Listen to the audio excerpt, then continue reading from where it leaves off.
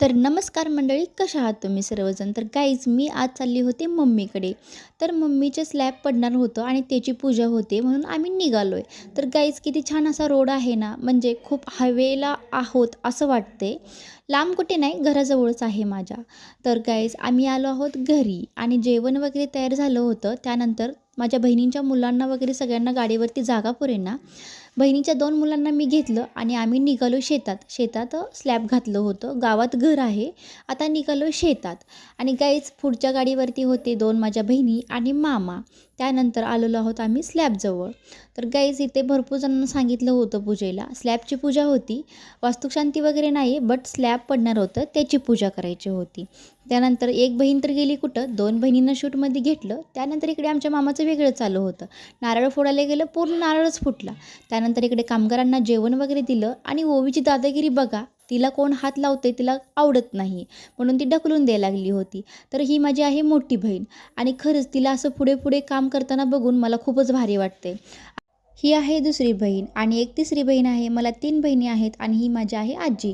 ह्यांची पूजा वगैरे पूर्ण केली आणि त्यानंतर दीदीने हे नैवेद्य आहे ना, ते घराभोवतीने म्हणजे घरा साईडनं पूर्ण टाकून घेतलं आणि त्यानंतर माझ्या छोट्या दीदीनं हळदी-कुंकवाचा कार्यक्रम पूर्ण करून टाकला.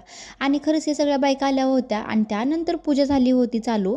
तर मिशन पूजा वगैरे केली आणि माझ्या आजोबांनी नारळ वगैरे फोडला आणि खरंच मला खूप भारी वाटते, कारण माझ्या मम्मी-पप्पाचं जे स्वप्न होते ते स्वप्न पूर्ण होतंय.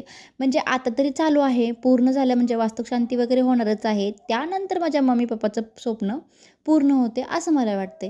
तर गाईज मिशन चालू झाली होती आणि स्लॅब पडायला लागलं होतं. तर गाईज इकडे बायका वगैरे सगळ्या आल्या होत्या आणि जे आयर वगैरे असतात ते करून घ्यायला लागल्या होत्या. त्यानंतर आमच्या प्रतूचं इकडे वेगळं चालू होतं.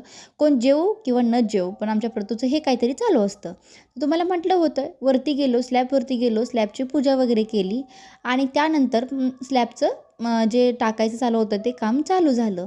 त्यानंतर आम्ही आलो तर होतो खूप उड्या मारत स्लॅबवरती, पण जाताना जाता येईना. गाईज तुम्ही म्हणत असाल की तू कुठे दिसतच नाही आहे. तर गाईज कॅमेरामॅन तर मीच होती, त्यामुळे मी कुठे दिसत नाही तर समजून घ्या.